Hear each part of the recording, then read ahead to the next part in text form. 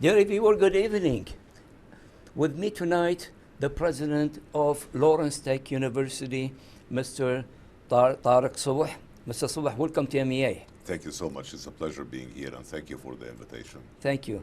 Mr. Sobh, tell me about you. Let's talk about you, and then we'll talk about Lawrence Tech University. When did you came to the United States? And Sure.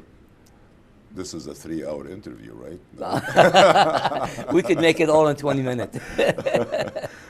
Well, I moved to the U.S. from Egypt Yes. In 1988. I came here for grad school.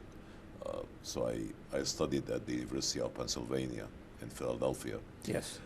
After finishing my undergraduate degree in engineering from Alexandria University in Egypt, I studied at the University of Pennsylvania for my master's and my PhD. And I graduated actually 3.5 years later, at the end of 1991, with both degrees, master's and PhD. Great. In computer science and engineering, with a specialization in robotics and automation. And Impressive.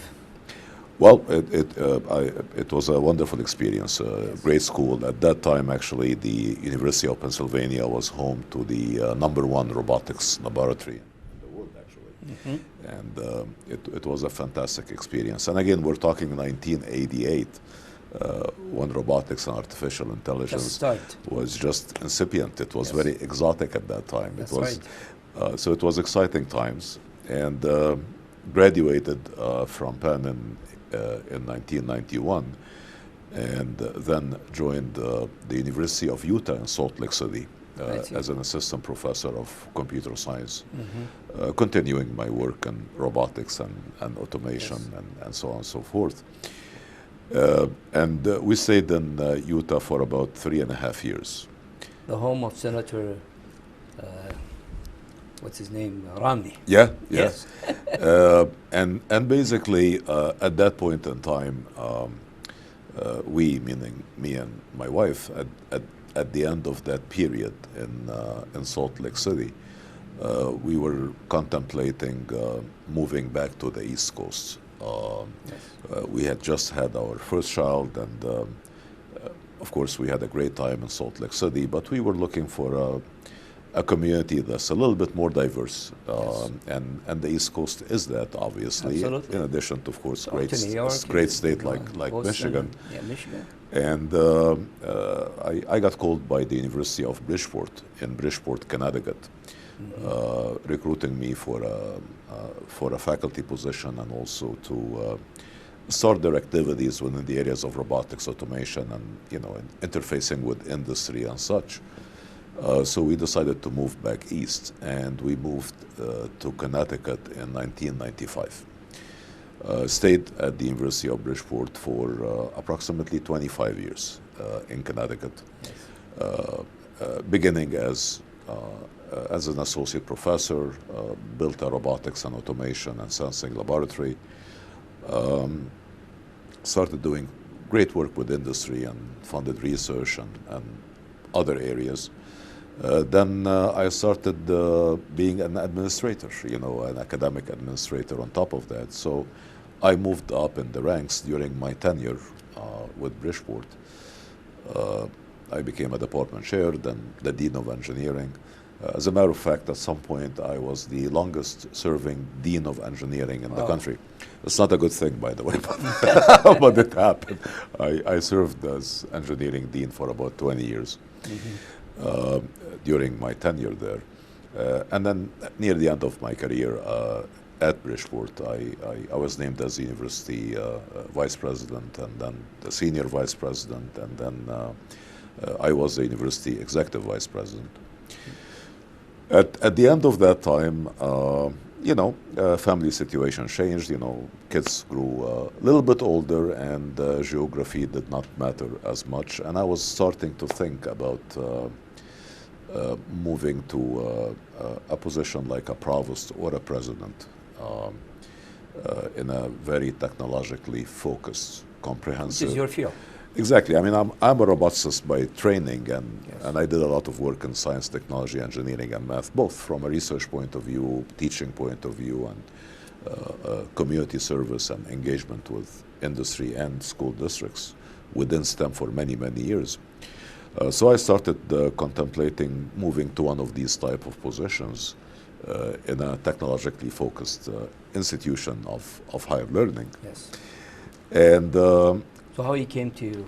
well, it's kind of an interesting story. So, you know, being an engineer and, you know, and a scientist, I like to do things in a very, you know, concise, comprehensive, and, you know, very systematic way. So I started thinking, well, there are 6,000 universities, you know, in the country. Yes. And I started thinking, since I want to move to a technological university, I should focus my search on technological universities that are comprehensive. And despite the fact that I had been in higher education for, you know, many, many years, I did think that that number of technological universities would be maybe 200-300, given that there are 6,000, right? Yeah. And I was stunned, you know, at the end of my very precise search, it turned out there is only 56 universities. Out of 6,000? Yeah, less than 1%, you know, that are technologically focused by mission, vision, and name, right? Yes. And I also wanted to work in a comprehensive university, meaning I wanted that university to be a university that's home to most of the majors, whether it's business or health sciences or engineering, but for within the major, Of technology. everything would be technologically focused, and the students would be able to cope with these type of careers in their discipline, and also wanted to have good facilities, meaning they would be comprehensive and all the way to doctoral, right? Bachelor's, master's, and doctoral. And interestingly, only half of these 56 fit that bill, you know, meaning they were both technological and comprehensive. And I was not really built to work in, you know, in public universities or public anything, to be very honest. I like to move fast, and I like to be agile and nimble in programming, especially with the amazing pace of change in industry and so on. So out of these 28, there were only 13 universities in the whole country that are technological, comprehensive, and private. And to be very honest, I started giving up because it's a very small number of universities. Yes. And I'm really looking at the president out of 13. and again, I'm looking at the presidency or a provost position, meaning 26 possibilities really in the whole country. And usually academicians and administrators at that level stay for a very long time in their position. So there was nothing open, basically. And again, these 13 universities are very elite. I mean, we're talking Lawrence Technological University, RPI in New York, MIT, of course, California Institute of Technology, Worcester and, you know, Polytechnic Institute in Massachusetts. Very small set of amazingly elite universities. But then, as they say, karma happened, and I got a call from the Lawrence Technological University recruiter saying that the provost position is open, and you know, would like you to consider, you know, that position. And I was actually very, very happy because I knew Lawrence Tech, of course. That's what you want. And I knew the university itself. Yes. As a long-serving dean and vice president. And I knew the amazing progress that happened at Lawrence Tech in the last 20 years, you know, being now what it is, a truly eminent leader in STEM education and technological education. So I was very happy, and I was very blessed to be chosen for the provost position, you know, 1.5 years ago. And again, Lawrence Tech is a very, very special place. Not only is it one of these 13 elite institutions, but we have amazing differentiators and characteristics that are unique to us. We have very small class sizes. No class in any major at any level in any discipline is more than 25 students. Intimate relationship between industry and our students from day one. Highest income per graduate within the Metro Detroit area and amongst all private schools in the state. A truly amazing, amazing institution. Doctor, how many Arab American president of university out of those 6,000 and of those of 52? Well, actually, interestingly, within the U.S., I'm actually the first Arab American to be a university president. Of those 6,000. Yeah. And, so you are the first Arab American president of very prestige University? I'm very blessed. LTU is a great place, and actually I'm also the first, by definition, Egyptian American to be a president within the U.S. And it's kind of really good for the community Absolutely. and for amazing Arab colleagues across the country who, and there are thousands of wonderful professors and chairs and deans and vice presidents. And I think this precedent is very encouraging for the community across the whole country. At this point, for example, we are searching for a provost to replace me because I left the provost position and I became a president starting this last January. And I was incredibly pleased when I took a look at the couple of hundred or so applications that we have received for that very prestigious position. And I saw a very significant percentage of the applicants to be of Arab origins. And what's the percentage? Close to 20%. Wow, that's good. Amazing professionals, and many of them did give me a call, and they actually said, we were applying because we know that probably there is no ceiling anymore, and we could be applying for positions at that level. Out of that 20%, how many from Michigan? Do you have that? I don't have it ready, meaning I do not know how many deans and or vice presidents from Michigan who have applied. I don't think we actually have that many, if any.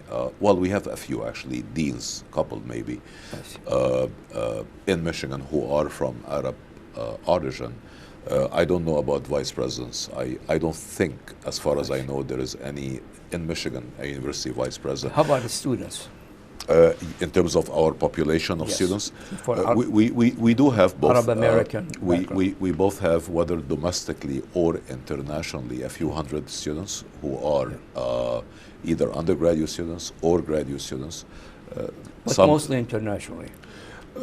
I think it's a balance. It's a balance. So we have, several students who came to us internationally from the Middle East, and that has been a tradition in LTU's history. LTU is a very global university. At any given point in time, you would find probably between 70 to 90 nationalities represented on campus. We are a very, very global university. But of course, when you count the domestic, second generation Arab Americans, we have a good number, but would like to increase that number, and would like to increase that significance, within the community. MEA broadcasts in every state in the nation, and we have a good percentage of the Arab American, Middle Eastern American watch us, and I know very well there is a lot of students in some state. There is no Arab American, or the community is very small. Sure. And those people, honestly, when they come to US, they still miss the culture, they still miss the food, and they want to go in somewhere that there is the culture. Absolutely. And there is, and Michigan, honestly, is the hub. Michigan, and especially Lawrence Tech University, 10 minutes from all the culture. There is thousands, hundreds of restaurants, hundreds of Arabic stores. Sure. And this is, honestly, psychologically, make the person comfortable. Absolutely. That he knows there is people around him speaking his language and all that. Sure. And he could go and social with them. So what kind of campaign are you doing to attract those students who they are in different, for example, Utah, Nashville, those people, they will love to go to a place where is as I mentioned, the culture and all that. You're right on the mark. I mean, in our case, in the case of Lawrence Tech's in terms of student outcomes, in terms of, for example, things like salaries upon graduation, we are the number one in Metro Detroit area. We are probably number one within all the private schools and universities in Michigan. Well, technology is the future. And we do really a great job. I always joke, with my colleagues and friends, in this time and age, many students go to universities and they graduate and they cannot even make a living wage, right? And they go live in the basements of their families for a couple of years before they find a job for $30-something thousand. Yeah. And I think people are starting, or has been going on for a while, the value proposition of higher education. Yes. The future is what we do in Lawrence Tech. The future is technological education. Future that's of the world. That's very, that's the most demand. Very dispersed. Yes. The future is interdisciplinary education. Think about it. 10, 15 years ago, there was no job title called autonomous car engineer or social media marketer or virtual reality designer or nanotechnologist. They are the most demand now. And these jobs didn't even exist. And who knows, 10 years from now, there will be 100 other jobs that don't have a title yet. But when you take a look at these jobs, they typically share two characteristics. One of them is that they are very technology based, whether it's in healthcare or engineering or sciences or business and analytics and cloud computing and AI applications and so on. The second is they are very interdisciplinary. You need to know several fields and you need to be broadly educated in several areas in order to be productive within this new economy and this future. And Lawrence Tech is amazing at that. And that's the reason. And I think within the Arab community in general, whether here in Michigan or whether, in other states. There is about 7 million nationwide. Number one, the Arab community actually, from what I've known and seen, having lived in the U.S. for, 34 years or so now, is actually a community that truly appreciates STEM education, science, technology, engineering, and math. Absolutely. And that's a driver that would hopefully enable this community to focus on these type of universities, including Lawrence Tech, right? Yeah. Because it's a community that values higher education in general, and I know that from my own cultural background and my colleagues that I've encountered in the again, US. Doctor, most family came here for better future for their children. Absolutely. And they're working hard and all that to see their children going to school and being, having a good job and all that. And Lawrence Technology, have this. We do. How could a person, a student, probably go to Florida, for example, although there is about 200,000 community in Florida, and a lot of them watch us, and you want to come to Michigan, especially first year. First of all, what you should do? Well, first of all, I think we should spread the word out more. I mean, that's for sure. I think we should spread the word out not only locally and regionally, but nationally and internationally more. And we've started to do that using, typical venues on the social media, and we're going to ramp up our activities in this area. Second, we have an amazing scholarship structure at LTU. We do. LTU, of course, is a private university, and I know within the minds of many members of the great Arab community we have here and in the U.S., the prevailing thinking is that public universities in general, are cheaper, right, and so on. That's absolutely not the case. I mean, in a place like Lawrence Tech, students who want to go into these kind of majors, STEM majors and technologically focused majors, who do well in high schools, and we have really good programs to help them even do that because we engage with many high schools. How much it costs more than going to public? I'll tell you the numbers. I mean, at the end of the day, with the appropriate set of scholarships that we are very generously offering to good students, the net tuition and revenue that would be asked of a student will be probably within the $12,000 to $18,000 range, despite the fact, with a good scholarship, despite the fact that the sticker price, right, is probably 30 or 30 something thousand. And when you really try to compare that number, this 12 to 18, compare public to private, and you compare it to a public school, if you compare it after the scholarship, the differential might be $3,000 or $4,000. If you compare it with the sticker price without the scholarship that we offer, the differential per year might be even 20, right? And that's very prohibitive. And I think we're not spreading the word out appropriately about these great scholarships. Let's go talk more about this.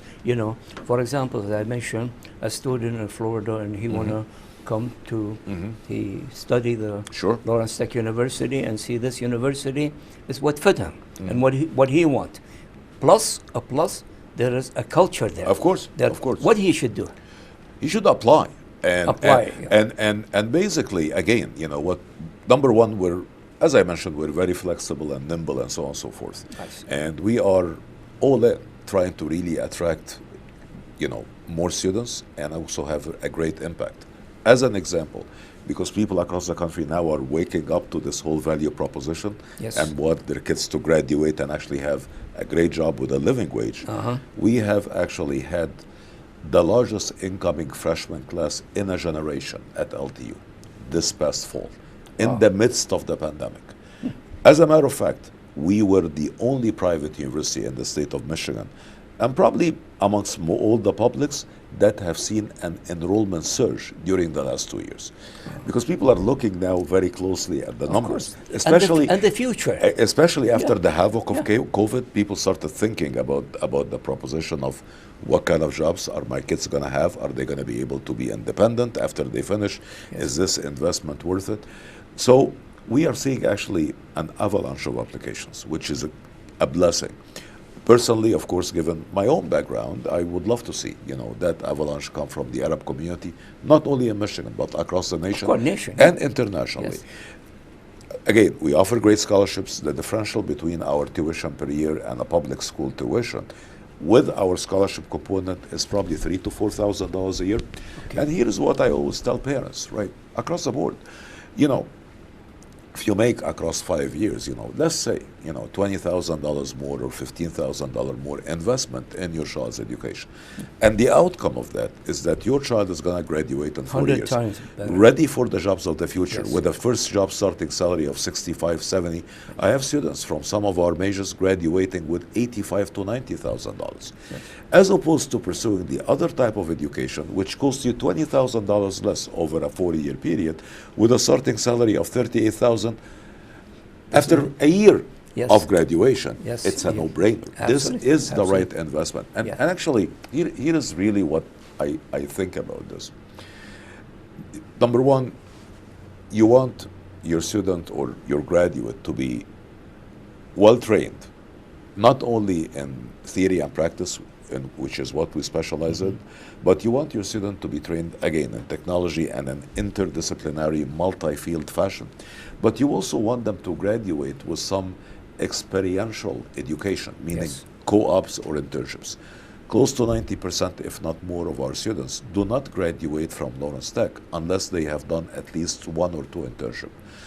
They ask usually presidents and provosts of U.S. universities, the metric for employment is the percentage of your students who graduate and find a job within 6 months. And people ask me that question all the time. And I usually laugh because I tell them my problem is not to find them jobs. My problem is to keep them till they graduate, because they get these job offers full time Yes. before they Before graduate. So Yes. the student goes and does an internship in Ford or some other amazing company, and the minute they finish the internship, they get the job offer, and they still have a year or 2 to go. That's how good that type Absolutely. of education is. Okay, the student outside Michigan, okay, and anywhere Sure. in the nation, he come with I-20 visa. Well, outside, yes, if they are international students, International. yeah. Yeah. Would you accept their I-20 visa in Lawrence Tech? Oh yeah. We So it's easy for them to transfer. Yeah. I mean, Okay. we have again students from 70, 80 countries. All Yes. of them, of course, we issue them the acceptance if they do get admitted, and the scholarship offer if they get a scholarship. Yes. They take the I-20 and they go and get their visa and join us as F1 students. Yes. In some cases, some of them might be sponsored by their countries, for example. There's a lot of them government, like this, and that in that case, maybe it would be F1 or J1. Yes. But of course, we have a very high we also have transfer students who go to other universities in the U.S. internationally, and after a year or 2, they would transfer to Lawrence Tech, and we supply them, of course, if they are admitted with the I-20. It's a very seamless. And our reputation overseas is stellar because of our outcomes. I mean, amazingly stellar. If a new student comes from locally, from different state to here, Sure. okay, at the start, do you offer them the home and, Oh, you the mean university? accommodations? Yeah. Oh, we have residence, residences, 4 of them at least, and residence also for graduate students. We can accommodate at any given point in a semester more than 1,000 students on campus. I see. A huge population of our international students, if not all, when they first move in, they prefer to actually stay in one of our dorms. Absolutely, Whether yeah. it's the undergraduate dorms or the Because graduate by dorms. himself, he cannot go Of and course, get an apartment of and course, all that. no. Yes. And again, it depends. Maybe after 2-3 years, and especially Of course, yeah. or if they are graduate students, after they acclimate and they stabilize within our dorms, of course they would go and rent outside. But the answer is absolutely, absolutely. As we know, there is a lot of our, in different countries, their dream to come to U.S. and study. And we tried a lot of time, through our program, to get the student to come here, and we get them the I-20. Sure. But when they go to the counselor, 90% denied. 90% denied. Mm-hmm. But there are some countries we could get, for example, from Africa, Mm-hmm. from the Gulf state. Mm-hmm. For those people, are the university open to welcome them and to work with them? So, and, you know, a couple of points to make. Number one, our international reputation, Yes. meaning within the consulates and the embassies of the U.S. everywhere in the world, is truly stellar, right? A student getting admitted into Lawrence Technological University and or getting admitted from overseas with a scholarship, at Lawrence Tech, the U.S. counselors in the embassies and the consulates yes. know how elite this institution is. So we've never had an issue for Lawrence Tech I see. in terms of visa rejections or anything along these lines. That has never been the So case. you are really. open to And to, we to are go open, those and students. again, we are open, to students from everywhere in the world. Yes. We have students from Europe, we have students from South America, we have great students from the Middle East, we have students from, Asia and the subcontinent, we have students from Africa. And we are always looking forward to diversifying our campus. We're always looking forward to diversifying it globally and domestically. Okay, what are you doing for that? I mean, for us, we have an immigration program, and honestly, he go Face Life beside that, and that Face Life toward the whole Arab world. And he have good social media, and he asks everybody to watch him. Mhm. And social media today, we have a huge social media. Of course, we have the app and the live stream, Sure. and we know a lot people in the, not many, but some people in the Middle East, they watch MEA. Of course.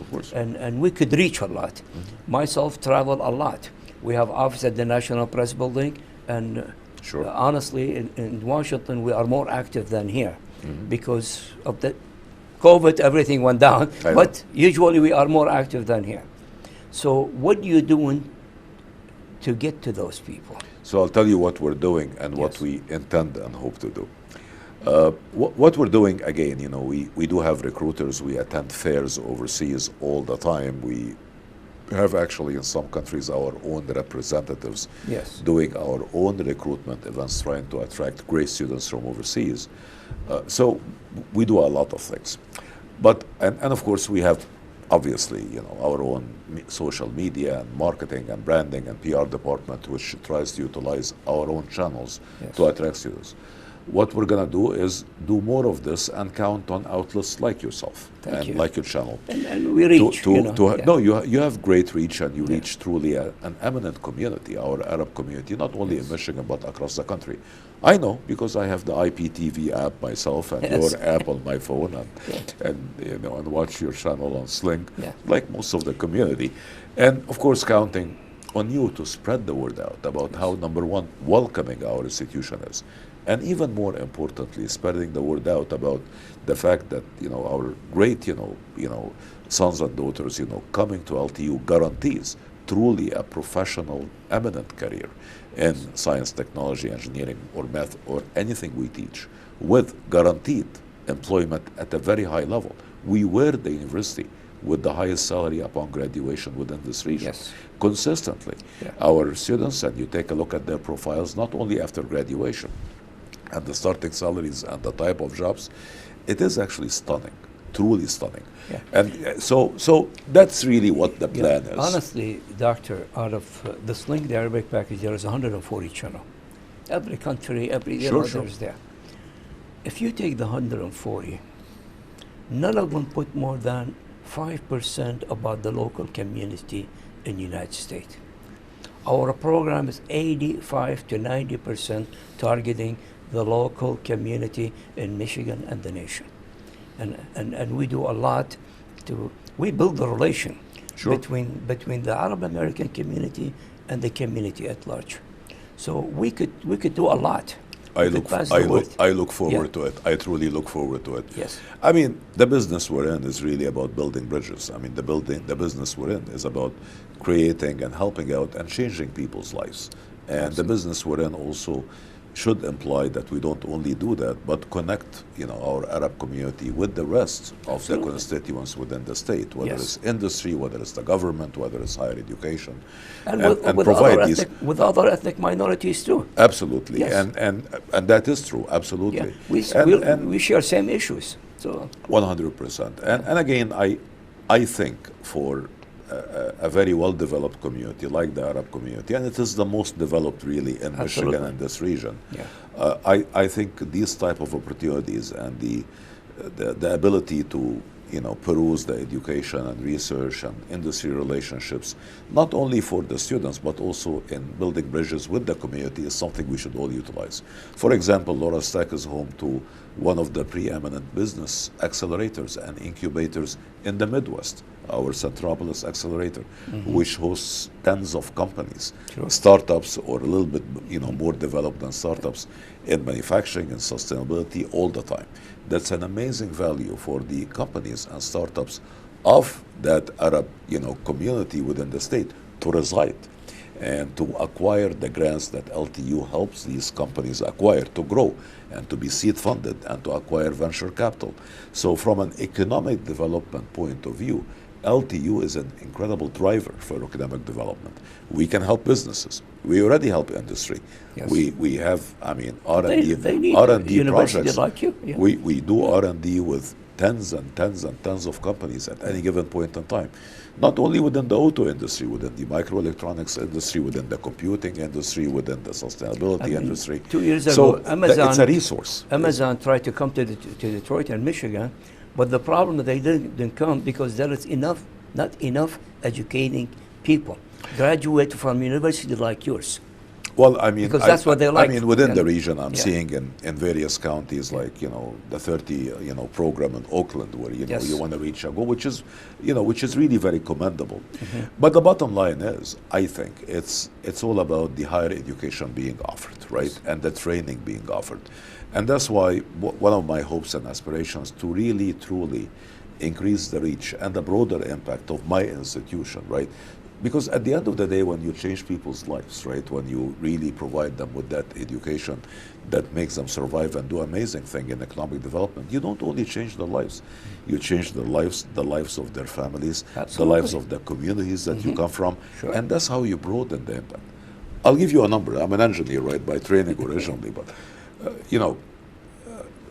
for universities, as an example, right, or educational institutions, usually there's a number which is called the economic impact of a university on the region, right? And that's measurable, right? Yes. It takes on tens of parameters, the economic development, the acceleration, the business starting, the tax base of the graduates, and many, many, many other factors. And usually that economic impact for the average institution in the US, it's usually like twice their annual budget. So if you have a university that has an annual budget of 100 million or whatever, or 50 million, the typical economic impact when you study it for the region, it's about double that. LTU's economic impact is triple or 4 times, 4.5 times the annual budget, because our students, number one, which is a blessing, most of them stay local because of the amazing industry surrounding us and the co-ops and internships. Most of them, the starting salaries are significantly higher than most universities, etc. And the economic impact of the businesses that they start and their life within the region is perpetually much larger over time and accumulates. So again, I would love the community to think of LTU as a community resource, right? And I want to come to that after we talk all that, and we have the first university president as an Arab American, Egyptian American, and we are very proud of that. Give me a message to the student and to the community at large about how you become the first president, and that's honestly encourage many members of the community to look at you and come to your university, and so give me the talk. I want you to reach directly from the heart. How much time do we have remaining? 2 minutes. 2 minutes if you could. Well, first of all, what I'd love to say to the audience is it is truly a pleasure and an honor to be here and to be able to talk with you, although it's one way for now. And as I've always said since I came to Michigan, after 25 years with my previous employer and coming from New England, I had some worries about moving to a completely new community. What I can say is during the 1.5 years that I've been here in Michigan, I literally felt home from day one. I've been welcomed by most of, well, actually all members of the community that I've had a chance to interact with or work with.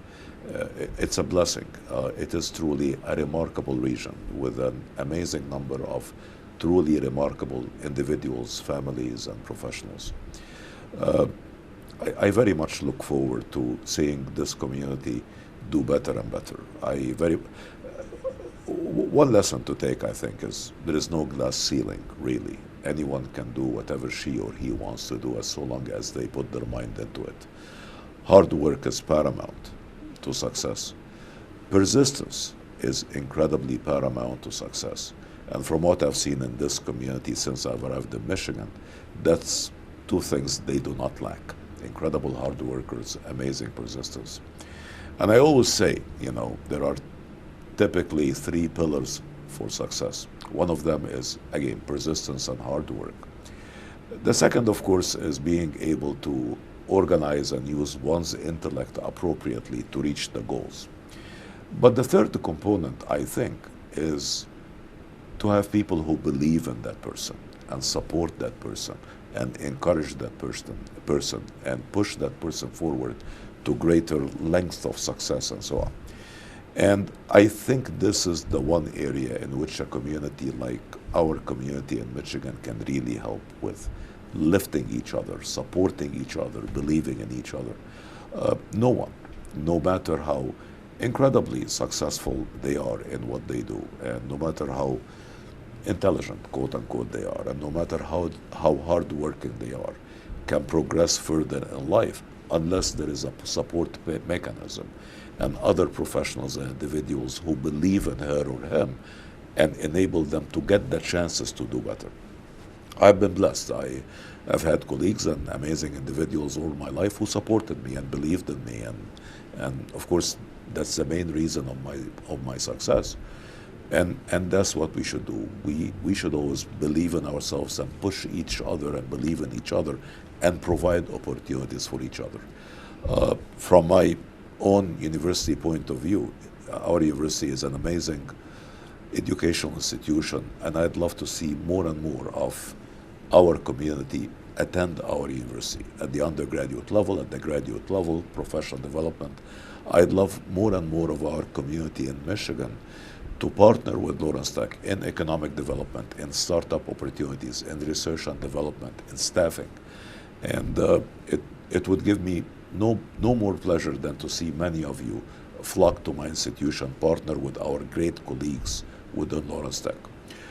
So again, I guess to sum it all up, and you all have to understand I'm a professor, I can't talk for 3 hours nonstop, so I'll try to stop myself. It's been a blessing being here. I am incredibly grateful to the Arab community within the state for their very warm welcome so far, and I look forward to seeing many of you at different venues and to welcome most of you to Lawrence Tech. Thank you so much.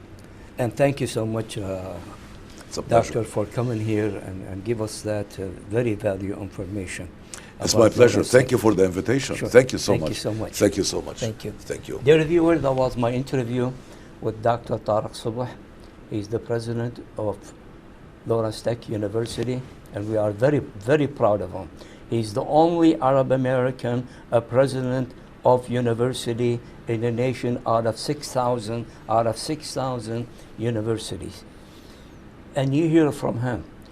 Lawrence Tech, with their prestige program, when you send your kid to the school, to Lawrence Tech, you are guaranteed the kids have a good future. When you send them to different school, some of them, you go to school and after 4 years, and he's at home and he cannot find a job. With Lawrence Tech University, I think after the second or the third year, all corporations come and try to hire him. And definitely when he graduates, he'll find a very, very good job with very good salaries. Salaries probably exceed 60 or 70 or 90,000. So please encourage your student to go to Lawrence Tech. For the student not in Michigan, my advice to them, I've been here for over 50 years, and I've been to every state in the nation and a lot of organizations. Honestly, I advise them to come to Michigan. You are, for example, in a state, there is a small community, and you miss the culture, you miss the food, you miss the community, you miss the social event of the community. Michigan is the hub. When you come to Michigan and you come to Lawrence Tech, which is 10 minutes from all the action for the Arab American community, you're gonna feel yourself home. You're gonna feel yourself home, having the culture, the food, the community to talk to. And honestly, what I understand from Dr. Sobh, Lawrence Tech, they open their arm and heart to all the students, if it's from Michigan or from the nation. And most important, a lot of us have a relative overseas, and they love to come to here. Well, encourage them to go to Lawrence Tech, you know, and Lawrence Tech are open, and they like to have this kind of students. They like to have the diversities in the nation and from the overseas. So please have Lawrence Tech always in mind, because it's the university who guarantee a good future for you. Thanks for watching, and good night.